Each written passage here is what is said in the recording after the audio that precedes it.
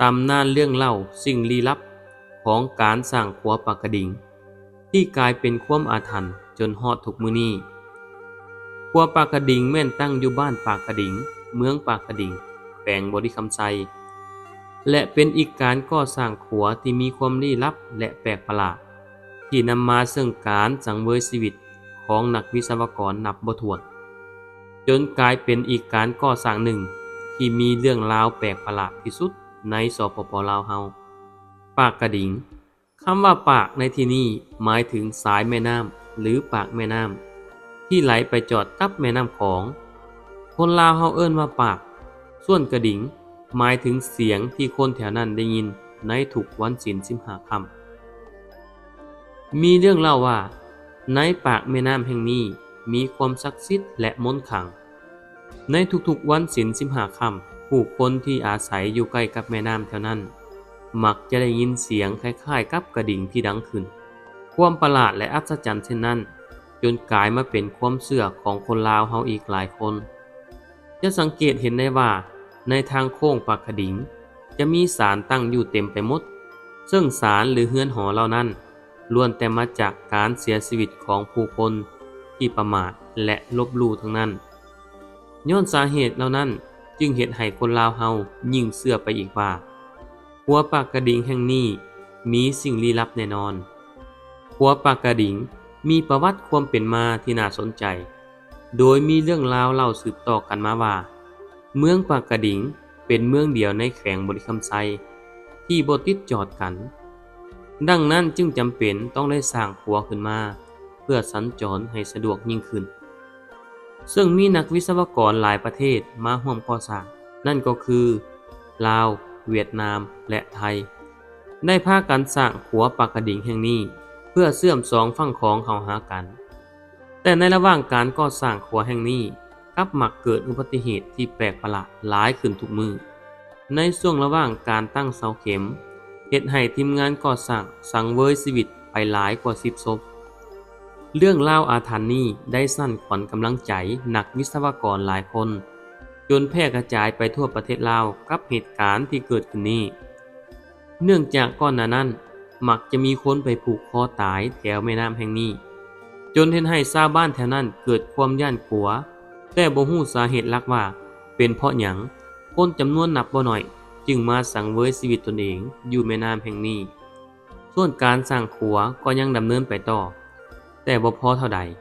ก็เกิดเหตุคนงานตกขัวลงมาเสียชีวิตทันที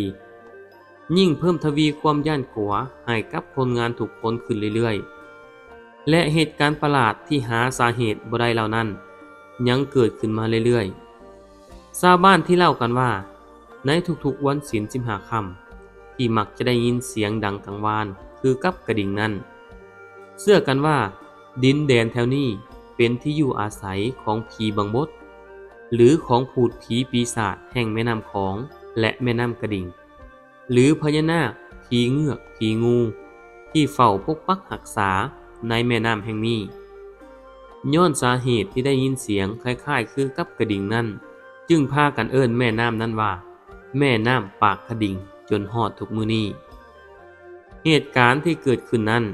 ชาวบ้านเชื่อกันว่าย้อนพากันสร้างขัวทับที่เจ้าถิ่นเจ้าฐานโดยบ่เฮ็ดพิธีขอขมายับย้ายทรายสวยออกก่อนนั่นเองจึงนำมาซึ่งการเกิดเพศภัยต่างๆชาวบ้านหลายคนเชื่อกันว่าสาเหตุที่ขัวปากกระดิ่งเชื่อมต่อเข้าหากันบ่ได้นั้นย้อนพากันสร้างทับถิ่นพญานาคเฮ็ดให้การก่อสร้างบ่มีท่าทีจะแล้วได้ง่ายแต่นักวิศวกรบางคนคิดว่าเป็นเพราะเครื่องมือบ่ทันสมัยแต่บ่ได้คิดถึงว่าเป็นเพราะสิ่งลี้ลับต่างๆเหล่านี้และบางคนยังคิดว่าเป็นเพราะเรื่องบังเอิญที่พากันตอกเสาเข็มตอกจังใดก็บ่ลงแต่นักวิศวกรก็ใส่ความพยายามทุกอย่างเพื่อจะตอกเสาเข็มลงให้ได้จนเฮ็ดให้หัวสว่านหักเป็น2 ท่อนเฮ็ดให้นักวิศวกรชาวเวียดนามและชาวไทยต้องยอมยกเลิกในการก่อสร้างจนเฮ็ดให้ทางการลาวได้ไปให้นักวิศวกรทางรัสเซียมาช่วยในการก่อสร้างขัวแห่งนี้นักวิศวกรทางรัสเซียได้มาสำรวจคืนใหม่เพื่อหาสาเหตุต่างๆที่เกิดขึ้น นักวิศวกรชาวรัสเซียได้ปล่อยปลาไหลไฟฟ้าจำนวนมหาศาลเพื่อไล่สัตว์ต่างๆออกไปที่คิดว่า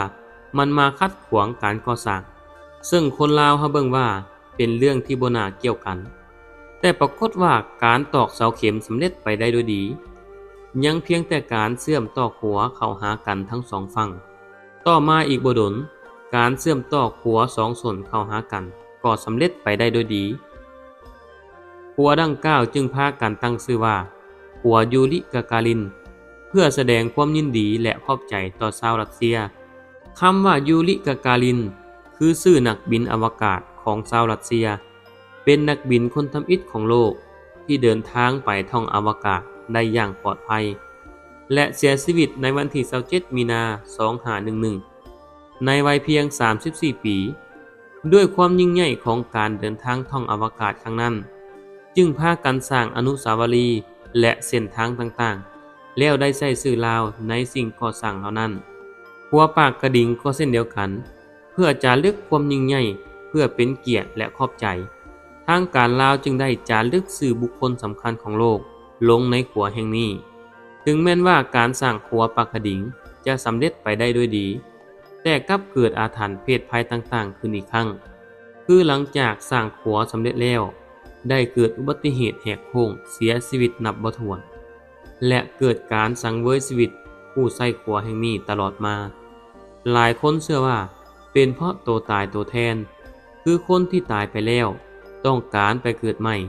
แต่กลับต้องหาผู้ที่จะมาเฝ้าสถานที่แห่งนี้แทนและเชื่อว่าเป็นเพราะการลบหลู่ต่างๆในระหว่างการก่อสร้างขัวจึงนำมาซึ่งเหตุการณ์อันเฮ็ดให้คนหัวฟ้องสยองเก่าเหล่านี้ดังนั้นชาวบ้านจึงได้สร้างศาลเจ้าที่ขึ้นเพื่อขอขมาลาโทษและเพื่อยกย่ายเจ้าถิ่นเจ้าฐาน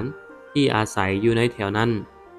จนเห็นให้การฆ่าตัวตายและอุบัติเหตุต่างๆลดน้อยถอยลง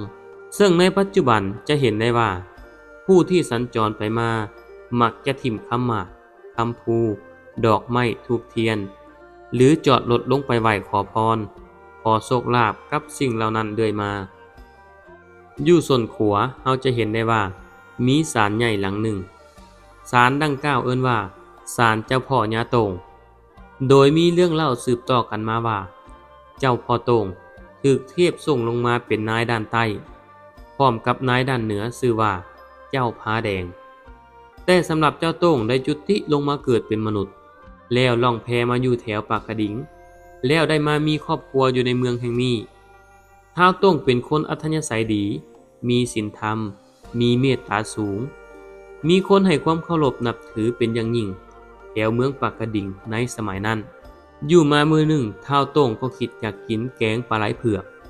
แต่เมียและลูกห้ามไว้บ่ให้กินแต่ด้วยความอยากของผัวเมียจึงจำเป็นได้เฮ็ดให้กินหลังจากกินแกงปลาไหลเผือกแล้วก็เกิดความรู้สึกอยากกินน้ำแต่กินน้ำเข้าไปหลายส่ำใดก็บ่ฮู้จักอิ่มเทื่อเมียหาน้ำมาให้กินส่ำใดก็บ่ฮู้จักพอดังนั้นท้าวโต่งจึงตัดสินใจบอกเมียว่าสิไปกินน้ำอยู่แม่น้ำปากกระดิ่งพอท้าวโต่งแล่นลงเฮือนไปกินน้ำอยู่แม่น้ำปากกระดิ่งยืนก้มกินโดยบ่ฮู้จักอิ่มแล้วก็ปรากฏว่า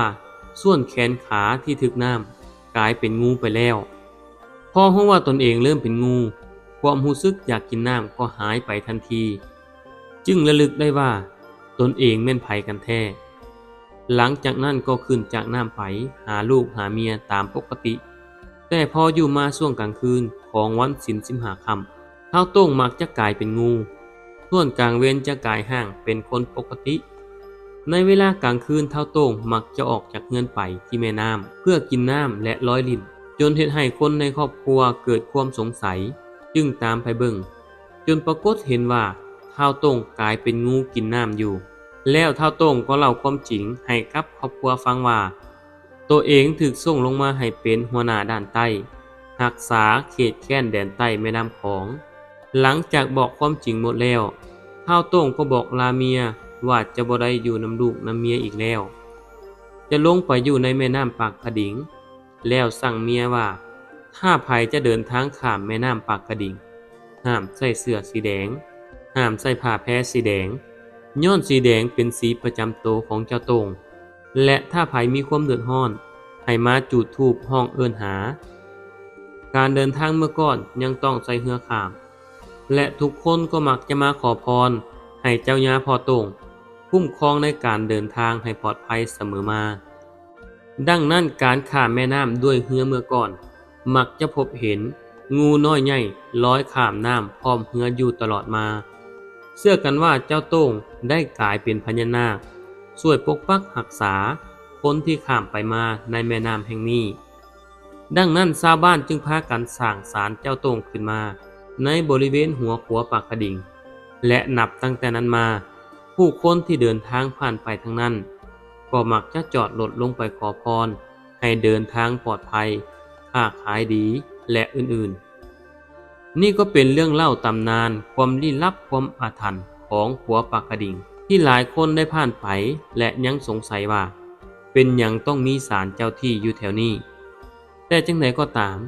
จงพากันชมคลิปนี้เพื่อความเพลิดเพลินและจงใช้พิจารณญาณในการชมด้วย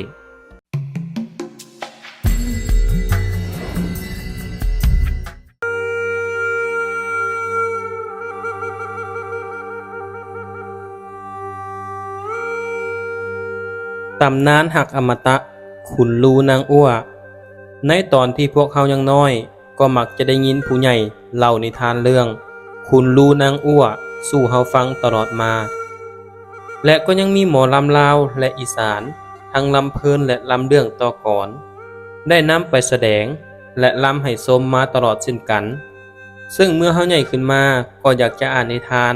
หรือตำนานและเป็นเรื่องชีวิตจริงของคนแท้ๆที่บ่แม่นเรื่องนิยายปรัมปราแต่อย่างใดเพื่อศึกษาและให้เข้าใจยิ่งขึ้นในกฎแห่งกรรมและการเวียนว่ายตายเกิดของเวเนซัสโดยเฉพาะมนุษย์เฮานี้ว่าเป็นความจริงและสอดคล้องกันหรือบ่เพื่อความเชื่อมั่นและเข้าใจตื่มอีกในคำสั่งสอนของพระพุทธองค์และเพื่อเป็นการเผยแพร่เป็นธรรมทานในการสร้างคุณงามความดีและบารมีให้หลายยิ่งขึ้นไปนั่นเองแต่เรื่องนี้มีหลายตำนานและหลายที่มาถึงจังไดก็แล้วแต่ยังมีสิ่งที่คือกันอยู่ก็คือท้าวคูลูนางอ้วขุนลางและสวนมะเกี้ยงบ่ว่าจะมีที่มาต่างกันจังใดก็ตามท้าวคูลูเป็นโอรสของท้าวพรหมสีและพระนางพิมพากาสีซึ่งเป็นกษัตริย์และราชินีแห่งนครกาสีส่วนนางอ้วเป็นธิดาของท้าวปุตตราชและพระนางจันทาซึ่งเป็นกษัตริย์และราชินีแห่งกาญนครโดยกษัตริย์ทั้งสองเมืองนี้เป็นหมู่สนิทกันร่วมกินน้ำสาบานน้ำกันและยังได้ตกลงกันไว้ว่าถ้ามีโอรสคือกันจะให้เป็นหมู่กันและถ้ามีเพศต่างกันจะให้หักกันซึ่งทั้งสองเมืองก็ไปมาหาสู่กันเป็นประจำในคราวหนึ่งพระนางจันทาซึ่งกำลังถือพาอยู่นั้นและกำลังจะเกิดลูกได้เดินทางไปเยี่ยมพระนางพิมพากาสีอยู่นครกาสีซึ่งพระนางพิมพากาสีก็ถือพาใกล้สิเกิดลูกแล้วคือกันและทั้งสองก็ได้พากันเที่ยวชมอุทยานเมื่อเสด็จผ่านสวนมะเกี้ยงพระนางจันทารู้สึกอยากเสวยมะเกี้ยงจึงขอจากพระนางพิมพากาสีแต่นางบ่ให้เพราะมะเกี้ยงยังบ่ทันสุกเถื่อเฮ็ดให้พระนางจันทาอยากให้และผูกใจเจ็บเป็นอย่างยิ่งหลังจากนั้นบ่ดลพระนางพิมพากาสีก็เกิดลูกออกมาเป็นผู้ชายให้ชื่อว่าคูลูหรือขุนลูนั่นเองส่วนพระนางจันทาก็เกิดลูกออกมาเช่นเดียวกันเป็นผู้หญิงให้ชื่อว่านางอัวซึ่งทั้งคู่นั้นเกิดปีเดียวกันต่างก็ได้รับการอบรมดูแลเป็นอย่างดีเมื่อเท่าคูลูอายุ15 ปีก็ได้มาเยี่ยมชมและมอบเครื่องบรรณาการแก่เมืองกาญนครและได้มีโอกาสพบเห็นและรู้จักกันกับนางอัวโดยเมื่อพบเห็นทำอิฐทั้งคู่ก็รู้สึกหักและถึกชะตากันแล้วอันเนื่องมาจากบุพเพสันนิวาสคือเคยสร้างบุญบารมีร่วมกันมาแต่ชาติปางก่อนนั่นเองเมื่อท้าวคูลูกลับมาที่เมืองของตนก็รู้สึกคิดฮอดนางอัวเกือบใจสิขาดอยากจะได้นางอัวมาเป็นมเหสีจึงได้เว้ากับบิดามารดาว่าให้ไปสู่ขอนางอัวให้กับตน บิดาและมารดาก็ได้ตกแต่งคนในนครไปสู่ขอและว่าปราศัยกับบิดามารดาของนางอัวเพื่อสู้ขอนางอัวให้กับเฒ่าคูลูแต่พระนางจันทาบ่ยอมยกให้เมื่อฮู้แนวนั้นก็กลับมาบอกเฒ่าคูลูเฮ็ดให้เฒ่าคูลูโศกเศร้าเสียใจเป็นอย่างยิ่งฝ่ายขุนลางกษัตริย์แห่งเมืองขอมภูเขากำเป็นชนเผ่าที่ยังบ่ทันเจริญเมื่อได้ยินคนซ่าลือว่านางอัวเป็นคนมีรูปร่างที่สวยงามที่สุดก็อยากได้มาเป็นมเหสีเช่นกันจึงส่งเครื่องบรรณาการต่างๆมาให้นางจันทาแม่ของนางอัวตลอดมาและด้วยฤทธิ์มนต์คาถาของขุนลางที่ติดมากับเครื่องบรรณาการเหล่านั้นเฮ็ดให้นางจันทารู้สึกพอใจขุนลางอยากได้มาเป็นลูกเขยแต่เมื่อนางอัวฮู้ข่าวก็รู้สึกเสียใจและบ่ยอมรับโดยอ้างว่าขุนลางเป็นคนนอกศาสนาบ่นับถือธรรมะแต่นางจันทาได้ส่งคนไปในวังไปยอมรับคำสู่ขอนั้นและรับปากว่าจะอ้อยใจนางอัวให้ในภายหลังฝ่ายเท้าขุนลูนั้นเมื่อฮู้ข่าวขุนลางส่งบรรณาการและมีความประสงค์อยากได้นางอัวไปเป็นมเหสีก็เกิดกระวนกระวายใจจึงได้ขอห้องให้บิดามารดาส่งคนไปในวังไปสู้ขอนางอัวให้อีกเทื่อหนึ่งและทวงสัญญาที่เคยตกลงกันไว้ของทั้งสองเมืองแต่ที่สุดก็ถูกปฏิเสธจากนางจันทาและว่าเลิกสัญญานี้ตั้งแต่นางขอมักเกียงบ่ได้เมื่อตอนไปเที่ยวอุทยานนครกาสีเท่านั้นแล้วและเมื่อเรื่องกำลังจะบานปลายอาจเกิดศึกสงครามเพื่อญาติสิงนางอัวขึ้นได้ทางเมืองกาญานครก็หาทางออกโดยการเสี่ยงสายแนนหรือสายแห่นั่นเองซึ่งเชื่อกันว่าทุกคนจะมีสายแห่พัวพันกันอยู่เทิงเมืองแถนก่อนจะมาเกิดในโลกมนุษย์และต้องได้เป็นคู่กันตามสายแนนนั้นถ้าอภิเษกผิดสายแนนจะต้องอย่าห่างกันและให้มอโหนพราหมณ์เฮ็ดพิธีไหว้พญาแถนเพื่อขอเบิ่งสายแนนของเฒ่าขุนลูและนางอัวซึ่งพบว่าสายแนนทั้งสองได้พัวพันกันอยู่แต่ตอนปลายยอดด้วนปลายแยกออกจากกันซึ่งแสดงว่าเป็นเนื้อคู่กันแท้แต่อยู่น้ำกันบ่ยืดยาวต้องพัดภาคจากกันในที่สุดนอกจากนี้ยังพบว่าสายแนนของเฒ่าขุนลูนั้นมีแท่นทองอยู่นำแสดงว่าเป็นพระโพธิสัตว์ลงมาเกิดเมื่อร่างทรงหรือนางเทียมได้แจ้งแสดงให้ฮู้ดังนั้นก็เฝ้าให้มีงานอภิเษกสมรสระหว่างขุนลางกับนางอัวให้ไว้ขึ้นฝ่ายนางอัวซึ่งมีความหักต่อเฒ่าขุนลูบ่ว่าผลเสี่ยงสายแนนจะออกมาเป็นจังไดก็ตามนางอัวยังจะหักเฒ่าขุนลูต่อไปเฒ่าขุนลูได้แต่โศกเศร้าเสียใจและถูกทรมานเป็นอย่างยิ่งจนเกิดอาการนอนบ่หลับเมื่อฮู้ว่านางอัวจะอภิเษกสมรสกับเฒ่าขุนลางซึ่งนางอัวก็เช่นเดียวกันจึงให้คนส่งข้าวไปหาเฒ่าขุนลูให้มาหานางก่อนที่จะอภิเษกสมรสโดยให้ทานัดพบกันที่อุทยานที่ทั้งคู่ได้พบกันและบอกหักกันในข้าวหลังครั้งก่อนพุ่นเมื่อเฒ่าขุนลูฮู้เช่นนั้นก็เฝ้าเดินทางมาหานางในทันทีทั้งคู่ได้หลักพบกันก่อนที่จะเริ่มงานอภิเษกสมรสทั้งคู่ก็พากันห้องให้เสียใจเป็นอย่างยิ่งประดุจดั่งจะขาดใจตายเมื่อพระนางจันทาผู้เป็นแม่ฮู้ว่านางอัวหลักมาพบกันกับเฒ่าขุนลูก็ให้ด่าว่านางอัวต่างๆนานางอัวเสียใจและถูกทรมานที่สุดซึ่งในมื้อต่อมาก็จะเป็นมื้อเข้าอภิเษกสมรสแล้วนางจึงตัดสินใจแบบเด็ดขาดนางได้ผูกคอตายในห้องบรรทมของนางในคืนนั้นพอตอนเช้าจะเข้าพิธีแล้ว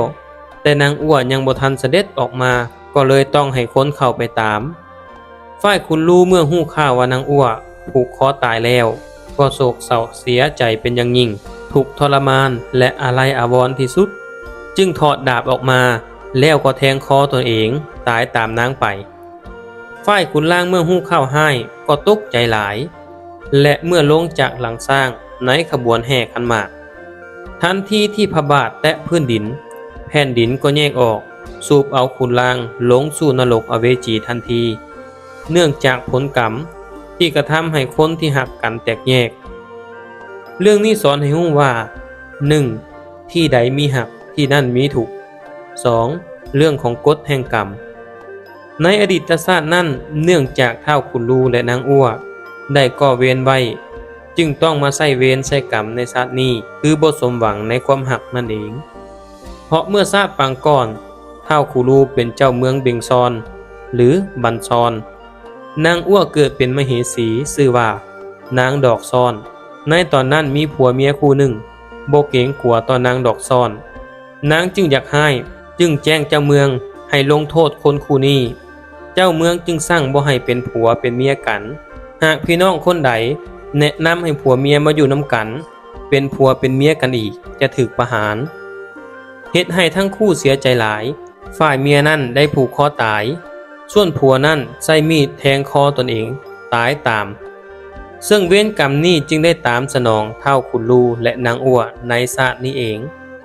ท้าวขุนลูและนางอั้วได้ไปเกิดถึงสวรรค์ทั้งสองคน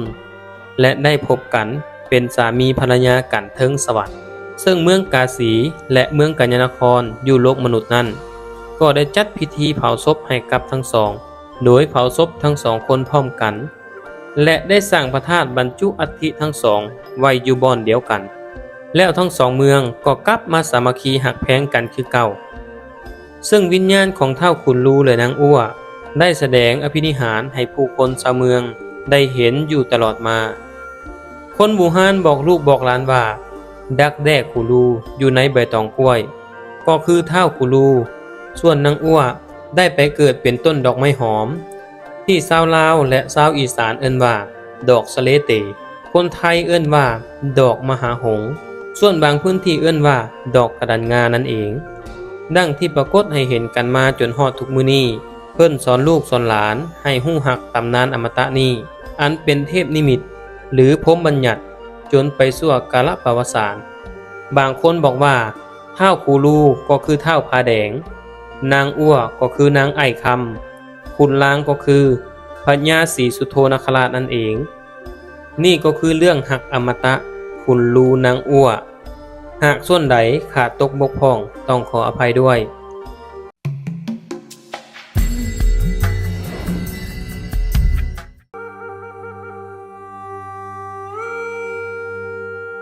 ประวัติพระเจ้าสิงห์คำองค์ศักดิ์สิทธิ์ตำนานกล่าวว่าพระเจ้าสิงห์คำองค์นี้ได้สร้างขึ้นในลังกาทวีปปีพุทธศักราช100ภายหลังพระพุทธเจ้าปรินิพพานได้100 ปีโดยมีพระอรหันต์องค์หนึ่งชื่อว่าพระอริยวังโสพร้อมด้วยพระอริยสาวก19 องค์ได้ไปประชุมสนทนากันถึงพระพุทธองค์ภัยๆก็ตั้งปัญหาอยากเห็นหน้าพระพุทธเจ้าเป็นอย่างยิ่งพวกเฮาทั้งหลายเป็นพระสาวกของพระองค์แต่บ่มีโอกาสเห็นรูปร่างหน้าตาของพระองค์เฮ็ดแนวใดพวกเฮาจึงจะได้เห็นรูปร่างหน้าตาของพระสัมมาสัมพุทธเจ้าเฮาในขณะที่พระภิกขุสงฆ์ทั้งหลายตั้งปัญหาสนทนากันอยู่นั้นได้มีพญานาคตนหนึ่งได้เนรมิตเป็นชายหนุ่มเข้ามานั่งอยู่ต่อหน้าพระภิกษุสงฆ์ทั้งหลายแล้วกล่าวว่าข้าแต่ผู้ทรงศีลทั้งหลายถ้าพวกท่านอยากเห็นหน้าของพระพุทธเจ้าองค์แท้ให้พวกท่านจัดแจงสถานที่หาบเพียงแล้วหาเครื่องสักการะบูชาไว้ฮอดวันถ้วน7ให้พวกท่านไปเบิ่งพระสัมมาสัมพุทธเจ้าจะปรากฏตัวขึ้นอยู่ที่นั่นเว้าแล้วชายหนุ่มคนนั้นก็หายไปเมื่อได้ยินคำเว้าของชายหนุ่มดังนั้นแล้วพระอริยสาวกทั้งหลายก็ปฏิบัติตามคำชายหนุ่มแนะนำพร้อมกันจัดแจงหาสถานที่หาเพียงแล้วก็ห่างหาเครื่องสักการะบูชาไว้พอฮอดวันถ้วน7ก็พากันไปเบิ่งจึงปรากฏเห็นรูปภาพของพระสัมมาสัมพุทธเจ้าที่สง่างามหลวงสูงได้18 ศอกเปล่งรัศมีเฮืองหุ่งอยู่สถานที่แห่งนั้นทุกคนก็อยากได้มาสักการะบูชาทางเบิ่งแยงรูปพระพุทธองค์อย่างบ่ฮู้เปิดจักเถื่อจากนั้นรูปภาพนั้นก็หายไปอยู่ต่อมาพระอริยสาวกทั้งหลายจึงได้ปรึกษาหารือกันว่าเฮ็ดแนวใดจึงจะได้รูปของพระพุทธองค์นี้มาไว้สักการะบูชาพวกเขาเจ้าจึงได้ตกลงกันหล่อรูปพระองค์ขึ้นโดยได้แผ่ศรัทธาจากหลายภาคส่วนเป็นทองสำริดและทองอื่นๆผสมกันแล้วนำมาหล่อการหล่อพระพุทธรูปองค์นี้ โดยแม่นพญาอุโภคัตติยะเป็นศรัทธาสมทบกับพระภิกษุทั้งหลายภายหลังล่อแล้วปรากฏว่าโป้มือเบื้องขวาขาดเพียงฝ่ามือทองบ่เสื่อมเท่ากันพระอริยสาวกจึงได้ปรึกษาหารือกันแล้วไหว้พระอรหันต์ว่าให้จอดโป้มือเบื้องขวานั้นเสียพระอรหันต์ผู้อาวุโสกว่าหมู่ตอบว่าบ่ต้องจอดฮอดปีพันทวน2หากจะมีพญาตนหนึ่งเป็นผู้จอดมาฮอดปีพศ103พระพุทธรูปองค์นี้ได้แสดงอภินิหารคือเสด็จไปเมืองอินทปัฏฐานครพนมเปญประเทศกัมพูเชียฮอดปีพศ104จึงได้เสด็จกลับคืนสู่ลังกาทวีปคือเก่าชาวเมืองเห็นว่าพระองค์นี้มีอภินิหารอันแห่งกล้าจึงพร้อมกันห่างหากะเกียมเฉลิมฉลองเป็นการใหญ่และพร้อมกันหาชื่อเสียงโดยเอามอโหนมาทำนายทายทักมอโหนจึงได้เอิ้นชื่อว่าสีหิงคะพุทโธก็ได้หรือสุจิจะแสะคำหรือสิงคำก็ได้ดังนั้นพวกเฮาจึงได้เอิ้นพระสิงคำมาจนฮอดกาลบัดนี้มอโหนยังทำนายอีกว่าพระองค์นี้จะประดิษฐานอยู่อาซีอาคเนย์เทิงภูแห่งหนึ่งชื่อว่า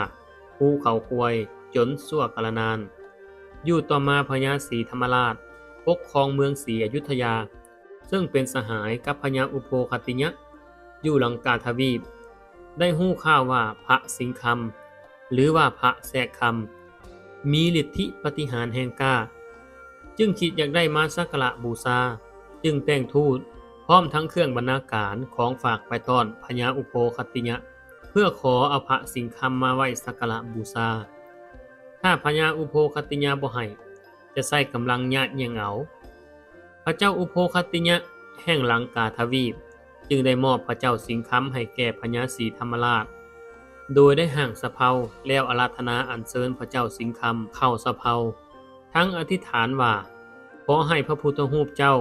จงแสดงอภินิหารให้มวลมนุษย์งึดง่ออัศจรรย์ด้วยเถิดแล้วจึงปล่อยสะเพาล่องตามมหาสมุทรพอมาฮอดครึ่งทางเรือสะเพาก็ไปตำหินก้อนหนึ่งเป็นดังรูปสร้างสะเพาเลยแต่พระสิงคำบ่ได้จมลงน้ำแต่อย่างใด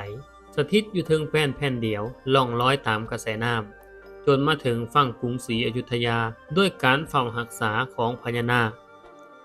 พญาศรีธรรมราชนอนฝันว่าพระพุทธรูปองค์ศักดิ์สิทธิ์นี้ได้ไปถึงกรุงศรีอยุธยาแล้ว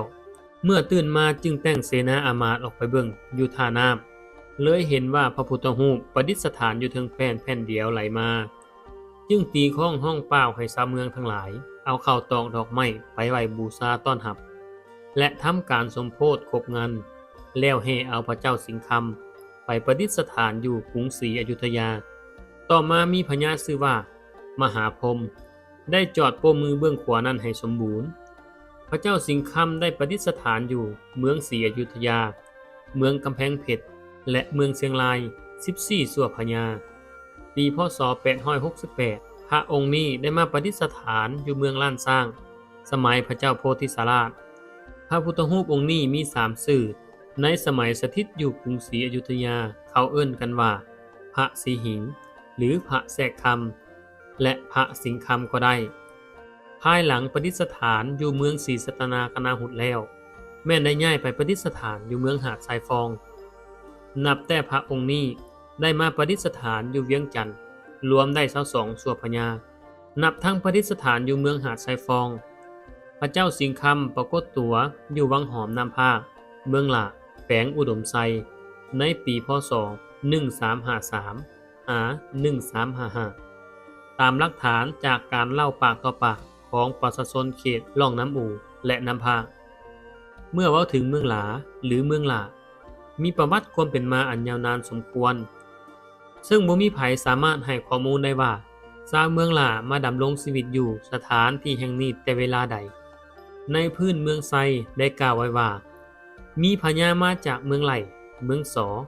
เข้ามาปกครองเมืองไซได้แบ่งลูกชายกกไปปกครองเมืองอ้ายซึ่งแม่นเมืองอ้ายบ้านขวางในปัจจุบันเมืองนาหมอน้องหลาเมืองปกครองเมืองหลาปัจจุบันเมื่อก่อนเอิ้นว่าเมืองหลาเป็นเมืองน้อยตั้งอยู่ระหว่างกลางภูแคมน้ำภาคห่างจากเทศบาลแขวงอุดมไซ28 กิโลแต่ก่อนเป็นเมืองที่ขึ้นกับแขวงหลวงพระบางเป็น เป็นชนเผ่าลาวนับถือพระพุทธศาสนา ต่อมาปี 1961 เมืองไซได้แยกออกจากหลวงพระบางสร้างเป็นแขวงอุดมไซเมืองหลาเลยขึ้นกับแขวงอุดมไซจนฮอดถึงปัจจุบันนี้พระเจ้าสิงคำปรากฏตัวอยู่เมืองหลาในศตวรรษที่ 14 คือระหว่างปีพ.ศ. 1896 หรือค.ศ. 1355 ตามการบอกเล่าปากต่อปากกันในสมัยพระเจ้าฟางุ่มทอดโฮมอาณาจักรลาวสำเร็จแล้วพระเจ้าฟางุ่มได้สืบต่อขยายศาสนาพุทธจึงได้เอาพระพุทธรูป5 องค์มาแต่เวียงจันทน์เพื่อจะมาประดิษฐานอยู่จุดสำคัญของแต่ละเขตคือองค์ที่ 1 พระคองได้เอาไว้เมืองงอยแขวงหลวงพระบางองค์ที่ 2 พระหีนจะเอาเมื่อไว้ชายแดนเวียดนามแต่พระองค์นี้เมื่อได้จมอยู่วังควยดอนน้ำนัวเหนือซบนาวแขวงพงสาลีในปัจจุบันนี้ยังอยู่วังดังกล่าวองค์ที่ 3 พระนักแผนจะเอาไปไว้เมืองยอดอู่แขวงพงสาลีปัจจุบันอยู่ซบวันน้ำอู่องค์ที่ 4 พระสำลิดซึ่งแม่นแม่ทัพฝ่ายขวารับผิดชอบเอาไปประดิษฐ์อยู่เมืองขวาแขวงพงสาลีจึงเอื้อนว่าเมืองขวามาถึงปัจจุบันนี้องค์ที่ 5 แม่นพระสิงคำซึ่งแม่นแม่ทัพฝ่ายซ้ายรับผิดชอบได้เอาเข้าน้ำภาคจึงได้ชื่อว่าน้ำภาคเพราะได้ภาคจากพระสำลิดพระองค์นี้ตามแผนพระเจ้าฟางุ่มแล้วแม่นจะเอาเมื่อประดิษฐานไว้เมืองเสียงหุง12 ปนาลือแต่บ่เป็นไปตามแผนภายหลังเฮือขึ้นน้ำภาคมาฮอดวังสู่ปรากฏมีข้าศึกมาตีสู่หบกันอยู่ที่นี่จึงเอื้อนว่าวังสู่จากนั้นก็ห้อมไล่ตีกันถึงมื้อนี้จึงเอื้อนว่าวังห้อมจนมาถึงปัจจุบันนี้พระเจ้าสิงคำจึงได้จมลงอยู่วังนี้นับแต่นั้นเป็นต้นมาวังห้อมนี้อยู่ก้องแก้งหลวงน้ำภาคซึ่งอยู่ระหว่างกลางชายแดนเมืองขวาแขวงพงสาลีและเมืองหลาแขวงอุดมไซอยู่ต่อมายังมีคนบ้านหาดนางชื่อว่าแสนซวกได้เมื่อตึกแหตึกป่าตามสายน้ำภาคมาฮอดวังน้ำห้อมแสนซวกด้วยควงแหว่านลงไปในวังบังเอิญแหได้ไปเกาะเอาเกศพระสิงคำแสนซวกดึงเนื้อใดก็บ่ได้จึงตัดสินใจดำลงไปจึงเห็นแหเกาะเกศพระสิงคำอยู่แสนซวกก็ตกตะลึงเมื่อพบเห็นพระพุทธรูปที่เปล่งแสงรัศมีอย่างสวยงามประดิษฐานอยู่เทิงแท่นหินก้อนหนึ่งซึ่งมีลักษณะเป็นแท่นคือมีคนตกแต่งไว้น่าอัศจรรย์เป็นอย่างยิ่งชาวบ้านเชื่อกันว่าแม่นพญานาคเป็นผู้ปกปักรักษาและดูแลอยู่ในที่นั้นแสนซวกได้นำเอาสิ่งที่พบเห็นไปเว้าสู่ชาวบ้านหาดนางฟังเมื่อเป็นแนวนั้นชาวบ้านจึงเต้าห่มกันหมดบ้านเพื่อปองเอาพระพุทธรูปองค์นี้จึงตีข้องห้องเป้าไปทั่วทุกบ้านตามร่องน้ำภาคและน้ำอูมดเขตเมืองขวามาปองเอาพระพุทธรูปองค์นี้เฮ็ดแนวใดก็บ่สามารถเอาได้ทางเมืองขวาจึงแจ้งมาทางเมืองหลาให้ทราบเมื่อทางเมืองหลาหูข่าวแนวนั้นก็เป้าเตือนชาวเมืองไปปองเอาโดยพิธีฝันเชือกแต่ละบ้านให้ได้ลอยวาเพื่อไปแก้ดึงเอาแนวใดก็บ่ได้ยังมีประชาชนเผ่ากึมมุบ้านหนึ่งอยู่ภูลิงก๋อยมี7 ครอบครัวก็มาปรึกษาหารือกันซึ่งมีเท้าศิลเท้าสางเท้าสมเท้าจ๋าเท้าแขกและยารามซึ่งเป็นแม่หมายได้ค้นคว้าคำสั่งว่าให้ฝันเสือกลอยวาจะเอายังมาฝันจักตอกลอกปีก็คลำเพราะระยะกำลังหูดเข่าจึงตกลงกันเอาหญ้าคาเขียวเฟืองเข่ากำและสายฝ่ายดำกับฝ่ายแดงไม่หมาย3อย่างนี้มาพันเข้ากันจนได้ลอยวาเมื่อฮอดมื้อนัดหมายแล้วก็พากันเอาเสื้อที่พันลงมาเต้าโฮมกันอยู่เมืองหลาแล้วพากันไปวางน้ำหอมบอนจุดนัดหมายไปฮอดแล้วเขาเจ้าก็พากันยกมือไหวแล้วอธิษฐานพออธิษฐานแล้วจึงให้คนดำลงไปในน้ำเอาเสื้อมัดใส่ตัวพระพุทธรูปแล้วก็พร้อมกันดึงขึ้นมาอย่างง่ายดายอันสร้างความงึดง่อให้แก่คนทั้งหลายเป็นอย่างยิ่งภายหลังได้พระเจ้าสิงคำองค์นี้ขึ้นมาแล้วไผๆก็อยากเอามาบูชานบไว้เกิดมีความขัดแย้งกันระหว่างเมืองขวาและเมืองหลา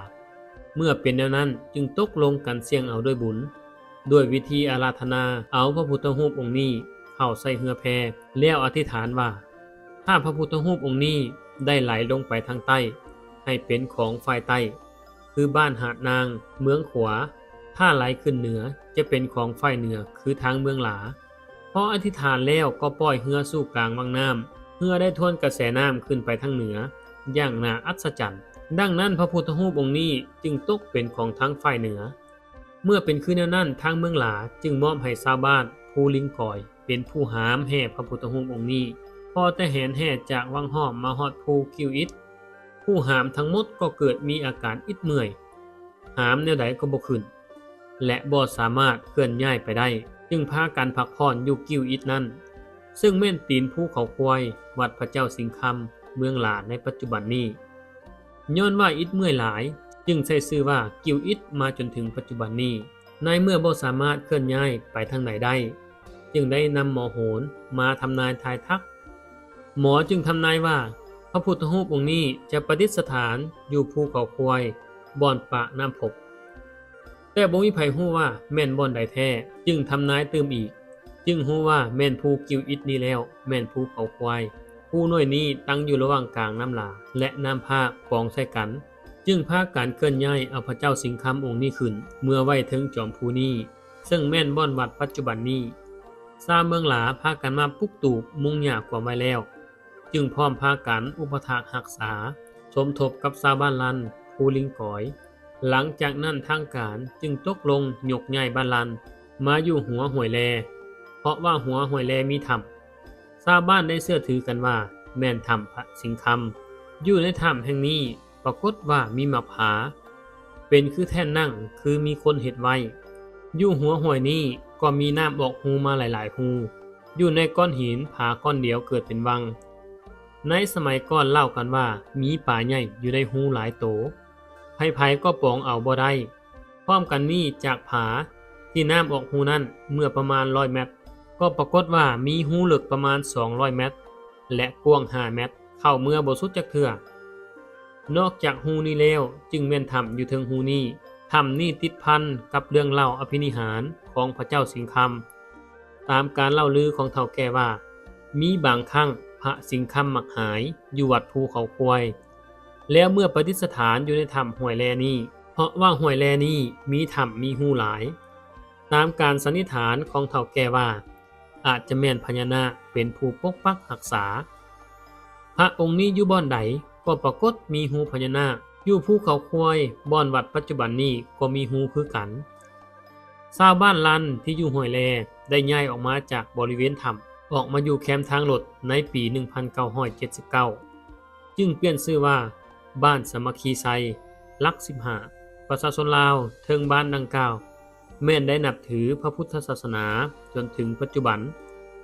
ซึ่งมันได้แสดงออกเมื่อพวกเขาได้เข้าใหม่แต่ละปีแม่นได้เอาไปบูชาพระหรือว่าใส่บาตรพระให้พระแล้วจึงกินทุกๆปีได้มีการกินทานตามฮีตของประเพณีศาสนาพุทธพระเจ้าสิงคำเป็นพระพุทธรูปปางมารวิไสหล่อด้วยทองขาวทองแขและทองสำริดหลวงสูงแต่เกตลงมาฮอดตีน114 เซนเอิกกว้าง54 เซนหน้าตักกว้าง76 เซนน้ำหนักประมาณ200 กิโลพระองค์นี้เป็นพระพุทธรูปทรงเครื่องประดับด้วยสร้อยสังวาลปนมุกฝังเพชรนินจินดาอย่างสวยงามและพระโอษฐ์เบิกบานยิ้มแย้มแจ่มใส